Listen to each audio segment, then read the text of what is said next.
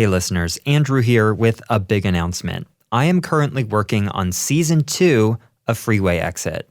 I'm really excited. I've got lots of fascinating stories about freeways that I know you're going to love. But this kind of storytelling takes time. So while you wait for Season 2, I'll be bringing you some bonus episodes, like the one you're about to listen to. And if you're a fan, I have some more exciting news. We have merch. You can get a Freeway Exit t-shirt by making a donation to KPBS. Just go to kpbs.org, click the Give Now button at the top of the page, and type in Freeway in the search bubble. You'll be looking hella fly in this t-shirt, but more importantly, you'll be supporting the awesome nonprofit news organization that made this podcast possible. Thanks again, and here's the show. Admitting that some freeways were a mistake, does that mean it's a mistake that can be corrected, or it's a mistake we're going to live with for the rest of our lives?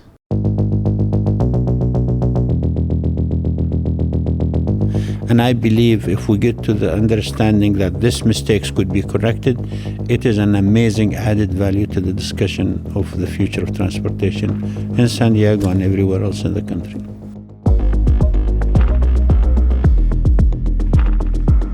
From KPBS in San Diego, this is Freeway Exit. I'm Andrew Bowen. Today we're bringing you an interview I did last November with Hasan Ikhrata.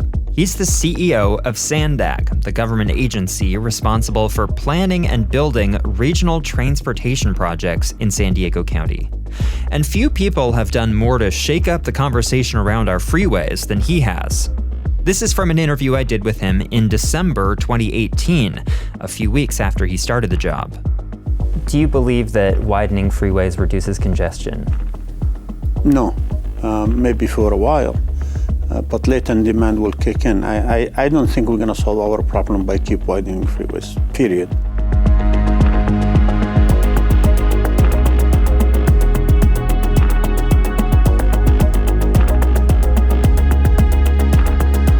Now, Ikhrata's statement here is totally uncontroversial among transportation experts and academics who actually study freeway widenings.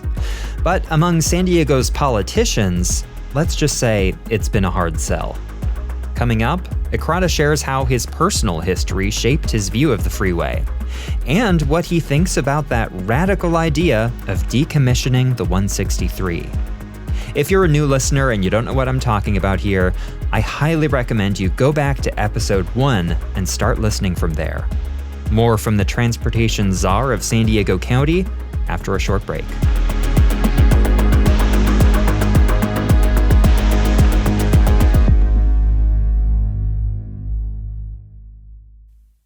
We're back. You're listening to a bonus episode of Freeway Exit. Here's my interview with Hasan Ikhrata, CEO of San Diego County's transportation agency, SANDAG.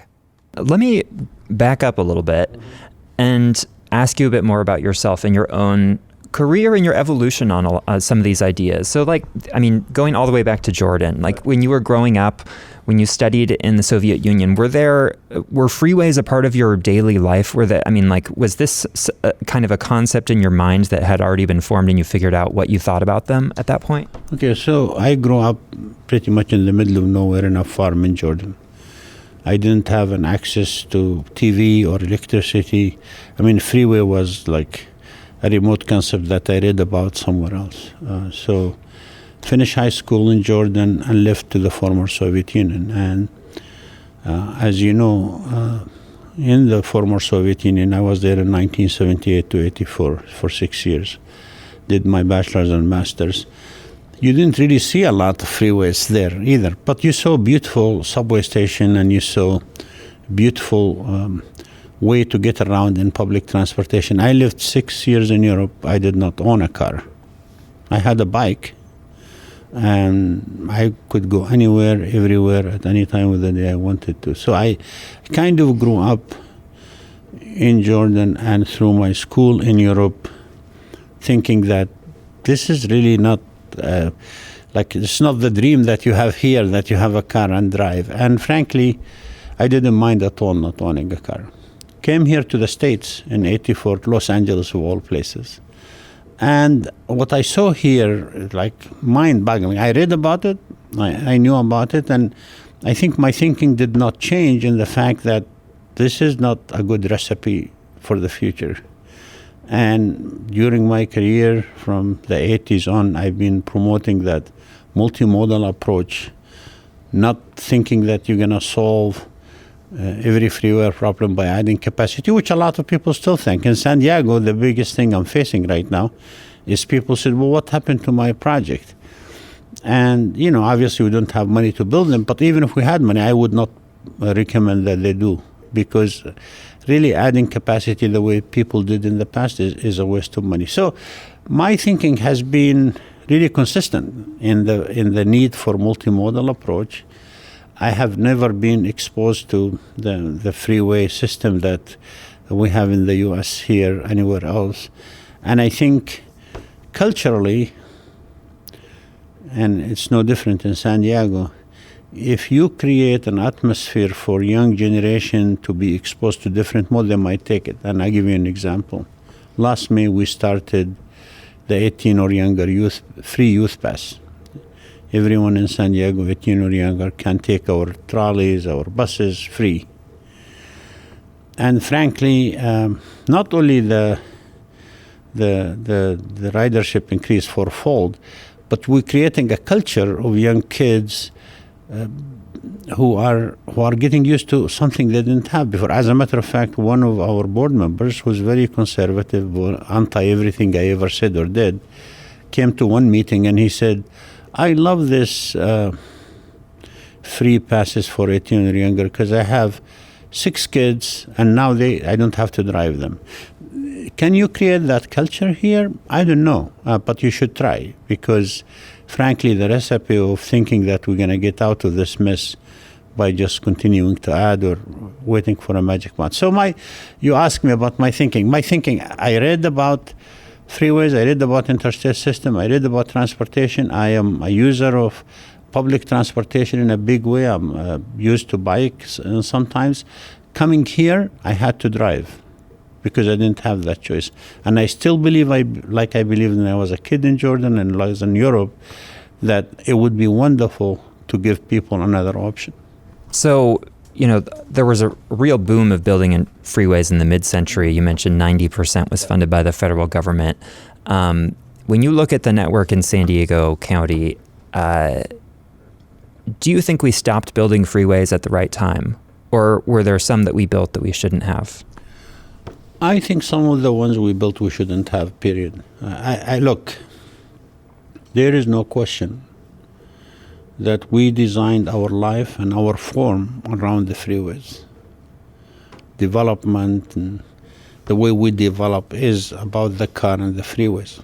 Have we had some freeways not built, we'd probably be in a more suited situation for a multimodal transportation system. No question about that. And that goes for not only San Diego, but for many places in the state. I would say, Andrew, the thing that people miss when we talk about freeways, and by the way, many people, if you go to the street now and ask, people say, why they call it freeways? What do you think people's going to say? Because it's free. Freeways doesn't mean it's free. Freeways means free flowing. There is no signal, right? So the misconception of here is a public good, it's free for you to use, and you're not responsible for all the health impacts that you put, you're not responsible for the productivity loss. That, to me, is what's failing us to think about the future, and that's why some of these freeways that we built actually should have never been built, and have people thought about it from that standpoint would not have been built, and that would have led to a different urban form and maybe more likelihood of a multimodal approach in transportation.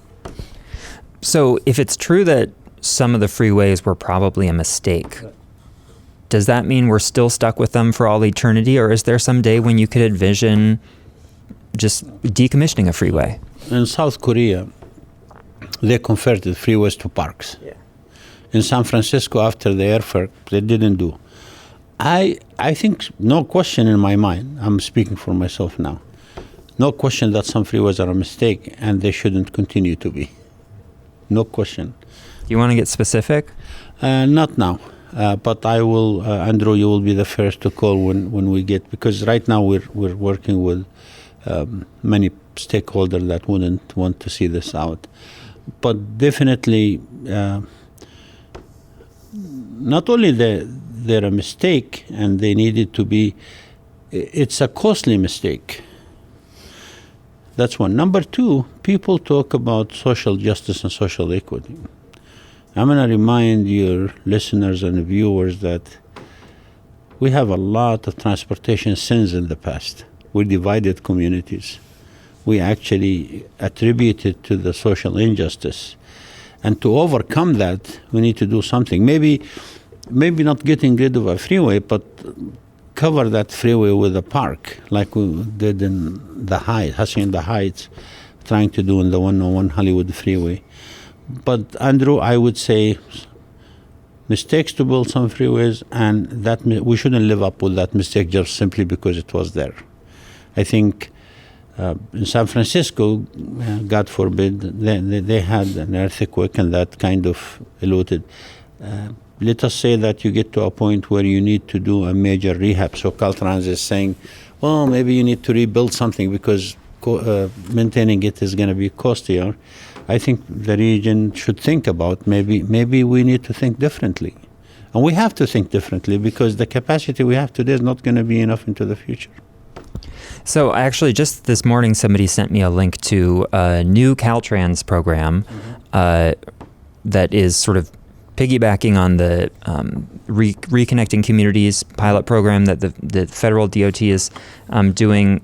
The state is coming up with its own sort of companion program to that, looking for ideas of freeways to boulevards. So not like actually, it is essentially removing a freeway. There's still some road there, but it is no longer a freeway. And I'm wondering, like, are there places in San Diego where you feel like that would be a good choice? Yes. I mean, you take the 805, right? Very congested, goes through many communities.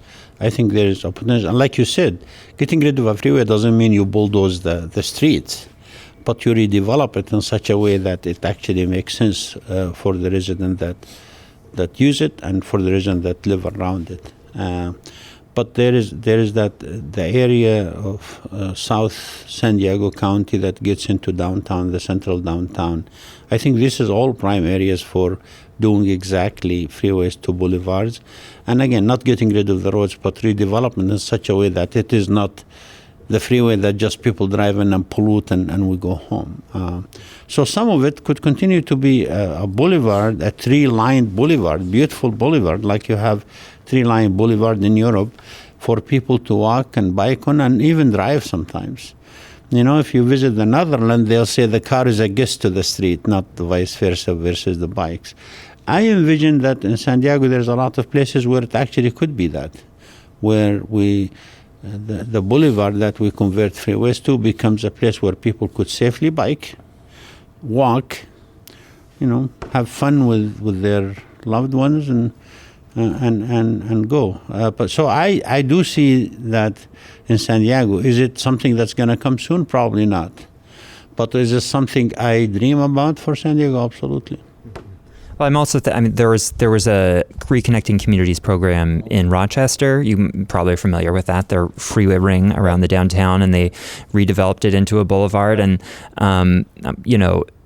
when it's the government that is actually directing that redevelopment of that land, they can use it for what the government sees as the most needed, like affordable housing. Or you say you can dream. Like if we're dreaming big, if we're really thinking about imagining a future in which the sky's the limit, what could government accomplish with repurposing that land? A lot. Right now, everyone you talk to complains about not having affordable housing. But the land that owned by the public is, if even the stations that are owned by 2-hour transit agencies, if we make that, let alone converting boulevard, we can provide a lot of public. Look, the public sector is in the business of providing public goods. by golly, the last thing they're providing is public goods by having ghost parking lots of stations and by having freeways and trying to add to them as you go along.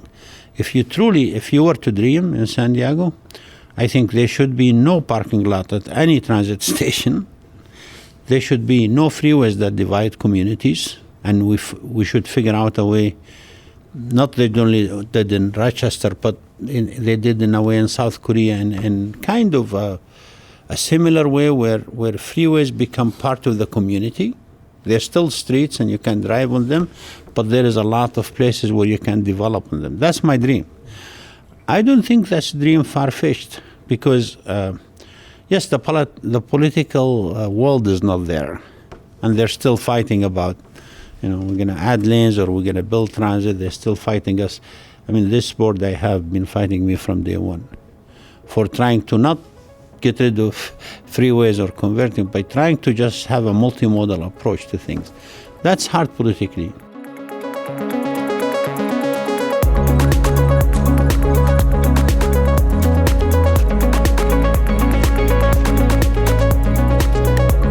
After the break, Hasan Ikhrata and I talk about his most controversial policy proposal, a 2-cent charge for every mile you drive in San Diego County. And what does he think about decommissioning the 163? Stay tuned.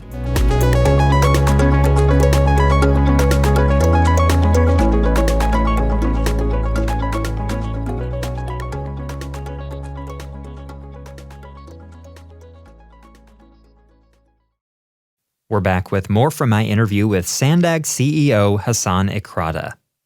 The biggest fight Ikhrata has been having with his bosses, the mayors and city council members who make up SANDAG's board of directors, is over a policy called the road usage charge. In a nutshell, drivers would have to pay SANDAG 2 cents for every mile they drive in San Diego County. For the average driver, it would cost about $20 per month. Ikhrata likes the idea for 2 main reasons. One, it raises a lot of revenue. And without that revenue, SANDAG can't fund the massive investments in public transit that'll be necessary to give folks a meaningful alternative to driving. In addition, the road usage charge is a climate policy on its own. Make driving more expensive, and people will do less of it. You'll hear Hasan explain a bit about the back and forth over this policy. Not much has changed since we spoke here. 3 more things. VMT stands for Vehicle Miles Traveled. The Air Resources Board is the state agency that oversees SANDAG. And the 5 big moves is SANDAG's branding for their regional transportation plan. Okay, now that you've got all that background, here's the rest of our interview. The road usage charge is really like the kind of flashpoint. It's what the board has actually stated its opposition to. So is there an alternative to the road usage charge that could accomplish the same goal of reducing VMT, of raising revenue to, for all of these major transit projects? I'm thinking of something like just make every freeway a toll lane. I mean, if the board is asking you, figure out something else to get to these goals, is it enough to say, well, here's another way to price the system? It's just a different way of pricing it, but here's another way. Sure. The road user charge is in the 2021 Regional Transportation Plan.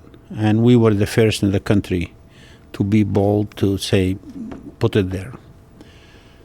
The board took action subsequently to take it out. And we said, okay, that's a direction from the board to take it out. But I want to remind your listeners and viewers that the board taking action is one thing. Getting the state of California to approve it is a totally second thing. We're going to submit it to the state, the 2021 Regional Transportation Plan, without the road user charge in it. If the state said no, that changes nothing. The 2021 Regional Plan, like it is now, and will continue to have the road user charge. In 2025, is there something else instead of the road user charge that could get the behavioral change and the money to fund transportation? Yes, but they're politically will be unpopular. One of the ideas we were debating as planners here is like they're going to do in San Francisco very shortly, every freeway is going to be priced dynamically. If you think road user charge is not the solution, wait until that gets. Now let me also remind people that whether we have road user charge in the plan or not, the state of California must find an alternative to gas tax. And that alternative is going to be user-based. The question is, do they do an equivalent one-to-one conversion, or do we do something that counts for inflation, et cetera, et cetera? So we wanted to be ahead of the game. But if you ask me, is there an alternative to get the behavioral change and the VMT reduction and to get the funding? Yes, but it will be politically more unpopular actually than the road user charge. And that idea is just charge every time you get on a freeway, you have to pay. Absolutely. This is what pricing the system is. I recently did an interview with Times. I was honored to be actually interviewed by them. And I made this statement, and I'll make it again. Bad pricing kills good planning. You could have the best plan in the world. If the system is not prioritized, it's not going to work. What I mean is an alternative to the road user charge is simply what you stated. Every time you get into an interstate system, you pay a fee. And that fee dynamically changes with the demand. You generate probably the same money as a road user charge, and you get probably a better travel behavioral change than the road user charge. We actually chose the least politically, we thought. It's me also, we had that in the draft plan for 8 months before we adopted it, and this discussion followed. But, I follow the board direction to take it out and submit it to a resources board. We are going to do that. Very shortly, it's going to be in their hands. If they say yes, great, fine, we'll move on. If they say no, we're back to debating what else can we do. By the way, the most cost-effective strategy in the 5 big moves in terms of travel behavior was the road user charge.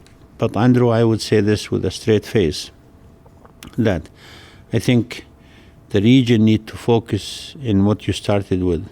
Can we do something bold and visionary to change the model we have today? Because the model we have today is not sustainable.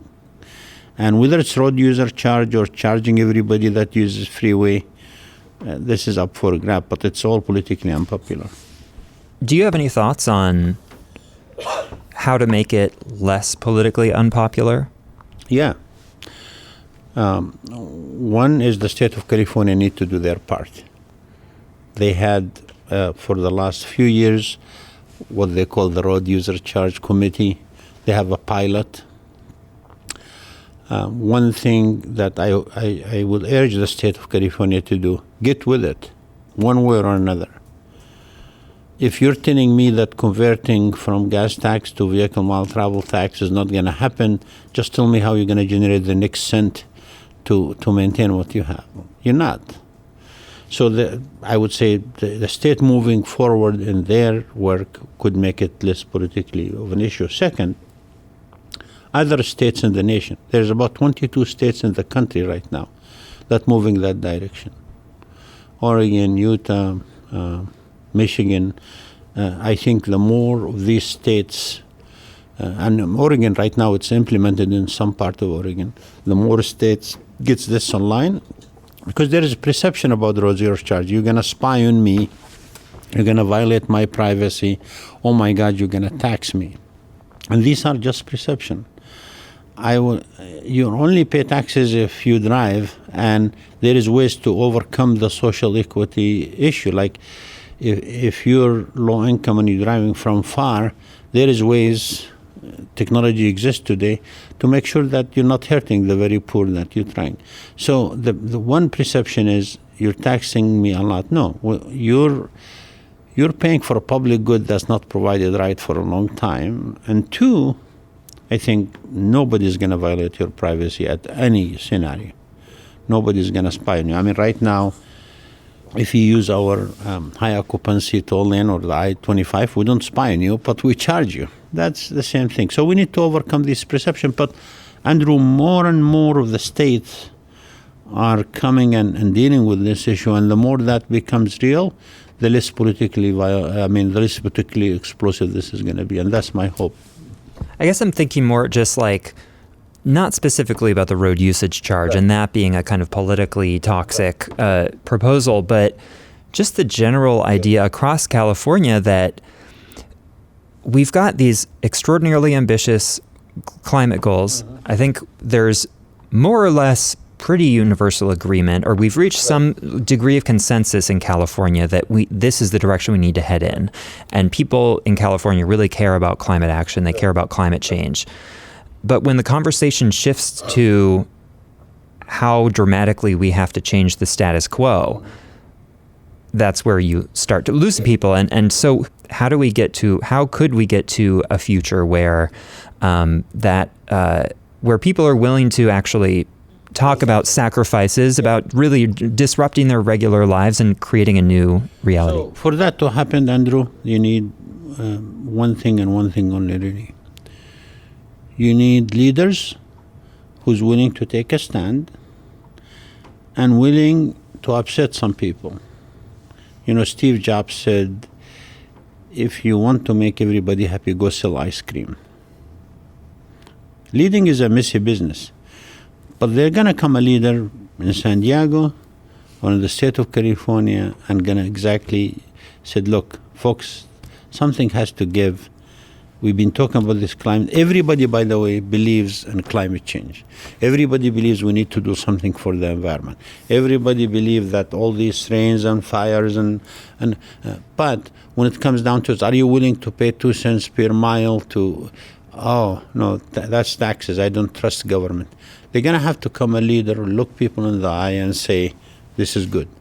When President Kennedy decided we need to go to the moon, he spoke to the hearts of people and said, our aspiration is going to get us there to the moon. And, we need a leader who comes and says, if you believe in these climate action goals, if you believe in global warming, and we stop this political BS about, whether it's real or not, I think it's time to do things differently. And differently means really differently, where we accept people pay for what you use the system for. We accept converting sometimes freeways. We accept sometimes not dividing communities and figure a way how to unite communities. That leader will come. Is it going to take a lot for it to come? I hope not. I think in San Diego, I appreciate what Mayor Gloria, his support for the 5 big moves and what he's trying to do. He's a mayor of a big city, second largest city in California and 8th in the country. I think with his help, we're gonna probably do things in San Diego better than anybody else in the state and the country. There's one freeway in particular that I've heard people talk about more than any other, where they think like this freeway doesn't make sense in the 21st century, and it's the 163 through Balboa Park. First freeway ever built in San Diego. It is literally parkland that it's going through. It's a very convenient way for someone to get from Hillcrest into downtown. But when you're driving further north, there are alternatives. You could get there another way. What do you think of that idea? I think it's a stupid idea to have 163. I think there's no justification whatsoever for 163. By the way, when the 163 meets the I-15, that is the most amount of lanes in the country. You know how many lanes when the 163 and the I-15 merge? If you drive the 163 or you're coming down in the 163 and the I-15, at one point this becomes like 15 lanes. It's like the 805 and the 5. Makes no sense. It really could be an example of how you convert a freeway into boulevard, redevelop communities. And if you're only serving the people on Hillcrest, there's other ways to serve those people. You can hire a driver for them and get them in an electric car or shuttle somewhere. So I didn't want to say this in the beginning, but this is probably the easiest idea to sell. Is where you have conversion. And again, conversion doesn't mean you just bulldoze. You just have a different use for it. Any closing thoughts? I think the very thing I would say, what would it take for us in San Diego to implement the 5 big moves? And it's going to take these bold ideas, going through the political acceptability of road charging. I'm really hopeful that the merit of the ideas that we have in the five will survive. Why? Because everybody in the country is trying to say, yeah, man, I think Santiago is getting it right. We just need to show people how to implement. But the other question I would say people ask, would admitting that some freeways were a mistake, does that mean it's a mistake that can be corrected, or it's a mistake we're going to live with for the rest of our lives? And I believe if we get to the understanding that these mistakes could be corrected, it is an amazing added value to the discussion of the future of transportation in San Diego and everywhere else in the country.